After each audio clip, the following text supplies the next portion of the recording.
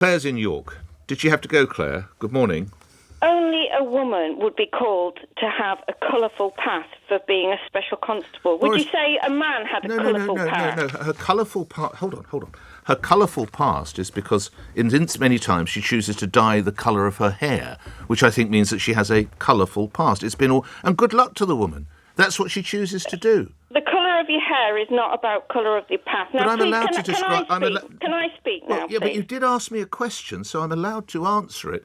And it does speak to a colourful past. Yes, it does. She's had many different hair colours. What's wrong with that? Right, OK, well, I'll let your listeners decide whether that means a colourful past. Go ahead. But let's be clear, Boris Johnson flouted his own laws whilst he was in government. Why are you seeking to bring this up now? Why does that matter now? Because you just said in your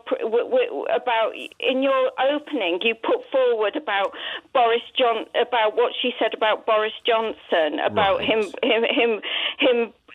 breaking his laws, and that she was being hypocritical, when it's completely different before she was even an MP. This wasn't even when she was in government. This was before she was an MP. Now, how many hours have you given to the fact that Kemi Badenoch admitted when Baroness Harriet Harman declared that she had illegally hacked her computer? Not on the same level, Claire. You don't think illegally hacking someone else's computer is the same? It is illegal to hack other people's computers. It's not her computer. And she is the leader. Claire, it's not her computer, it's her website. Well, her website then. And it's not Claire, please listen. It is not a police matter. This is a police conviction for fraud. I'm not, by the way, supporting what Kemi Badenoch did. It was completely nuts. But it's simply not on the same level. Well, according to you, but I think the police, if Harriet Harman had brought it to the police, I think they would have looked into it, because I think hacking computers... Well, if my granny had wheels, she'd have been a bus. Where do the ifs end? I said, if my granny had wheels, she would have been a bus. You can have as many ifs as you like, but it doesn't make it reality. I'm dealing with facts, Claire, and the facts are that this woman had a conviction for fraud and was given a key shadowing role and then the key job under Keir Starmer, which I find questionable. Kemi Badenoch was nuts, but has had no police involvement whatsoever. Those are the facts, Claire, which you seem to choose to ignore. Well, I'll give you some facts then. She sorted in 20 weeks. She's done more for the transport than 14 years of Tories. She sorted the strike. Yes, by paying them above inflation rises. Anyone can do that.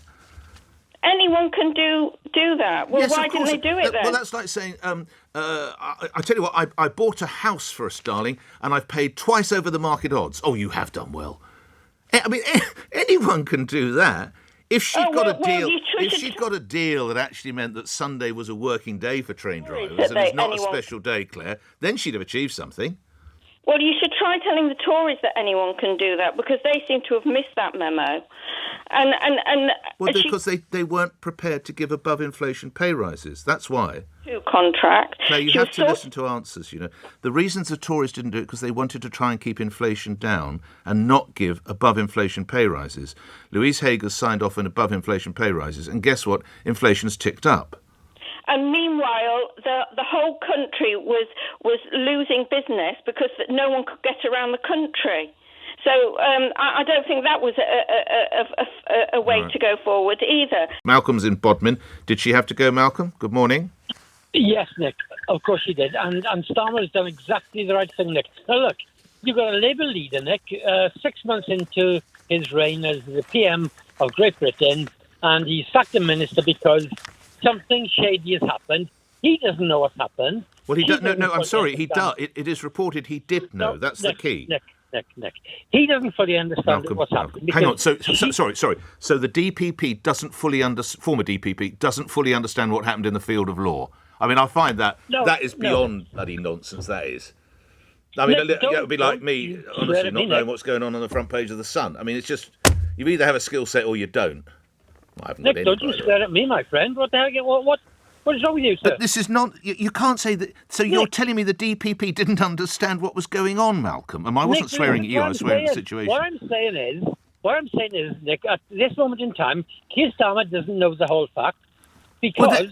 What is there to know? Nick, hold on. Nick, hold on, because the police don't disclose facts about prosecutions or investigations, Nick, right? Stop there, Nick, right? Calm down, take a deep breath, Malcolm, Nick, right? Malcolm. Nick, listen. Listen. Malcolm, it is reported that when she went into the shadow post, she said she had a conviction for fraud. What more do you need to know? Nothing, Nick, nothing. And this is why Starmer has asked her to leave. As soon as it hits the newspapers, Nick, he's asked her to leave. Because So had it not hit the newspapers, she'd still be there. So he's now a DPP that doesn't know what's going on within the law, and he'll only take action if the newspapers suggest it. Malcolm? Look, Nick, you're a Conservative supporter, right? Yes, broadly. They get a hell of a lot wrong, but broadly, yes. Nick, there were so many stories about Conservative MPs, I agree with you, but what's that got to do with this? Nick, I didn't care. But you've got the first opportunity, Nick, for this lady to resign, and she's gone. She's done the honourable thing. But how did she get the... Lastly, we must go, but how did she get the job in the first place? Nick, I must go, right? But look, on the assisted dying thing, Nick, right? Nick, on the assisted dying thing... I'll give you a sentence because we really need to be... But go ahead. Yes, your view on that, Nick, briefly, if you would. It's a private member's bill, or a member's bill, right, Nick? Yes. And you've got a Tory called Christopher Chubb who stopped so many bills because he didn't fancy it. I know. Somebody has to stop this. OK. John in Brighton. John, you're on the radio. Good morning. Yeah, I don't know why this minister's resigned. She's got caught up in a mistake in the legal system, and it's blown up in her face years later. And then she's been stitched up by the right-wing press and the media.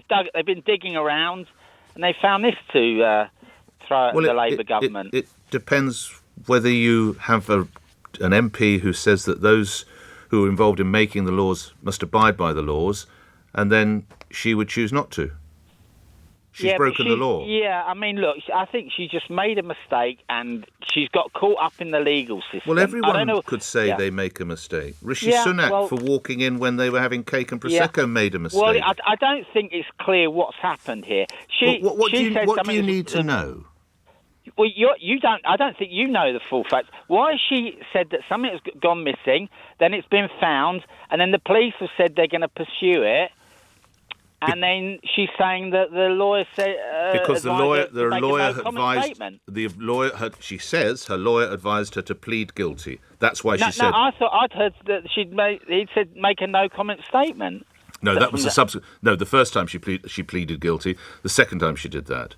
Yeah, so, I both think times on advice of her brief. Questions here. I think she just got caught. She was younger. She's made a mistake. It's all got caught up in the legal system.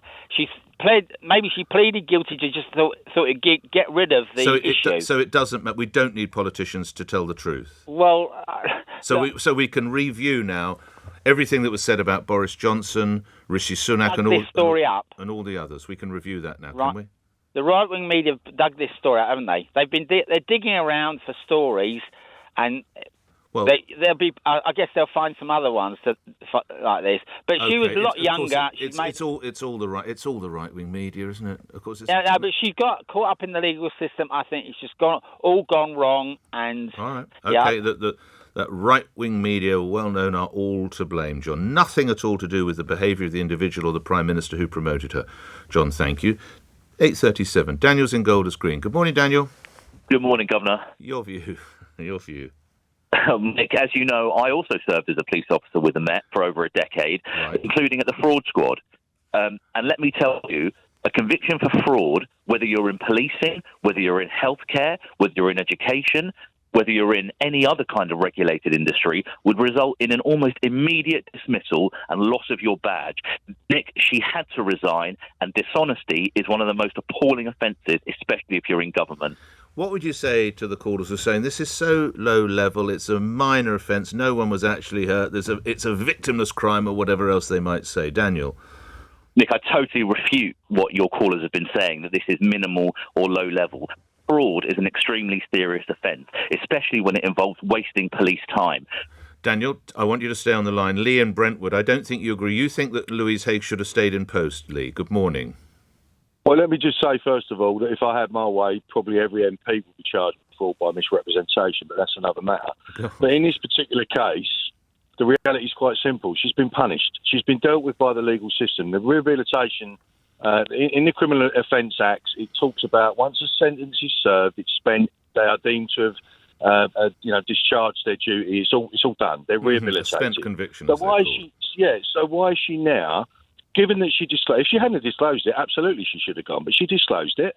So why is she now being punished a second time? And as for the guy that was just on speaking, if he thinks that the world is best represented by puritanical people that have never made a mistake in their life, he's sadly mistaken. Well, let's bring that. His name is Daniel. Let's bring that gentleman back in. Daniel, what would you like to say to Lee?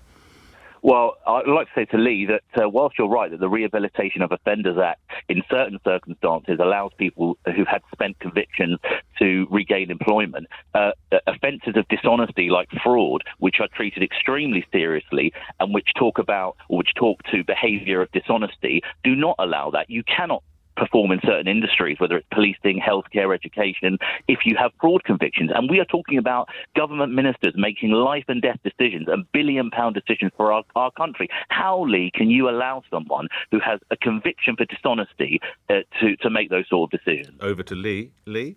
Quite simply because she's been dealt with by the court system. If you don't believe that the court system is robust enough to deal with people at the first instance, then we might as well just scrap the whole system. She's been dealt with. She's accepted her punishment. She disclosed it up front. That shows honesty. And I'm not a Labour supporter here, by the way, but very far from it. But this is the world that we live in, full of people like Daniel that want to basically castigate people for the rest of their lives for one mistake. What if she did make a genuinely honest mistake? Why has she then got to carry that around for the rest of her life? Lee, Daniel, what would you say to Lee? Well, Lee, whilst I understand where you're coming from, that's just speculation. The facts are she has a conviction for dishonesty to which she pled guilty, and that's what we have to go on. And I personally don't want people making life and death decisions in our government who have convictions for dishonesty and fraud. Grateful to both of you. Lee, thank you for that. Daniel, thank you for your view.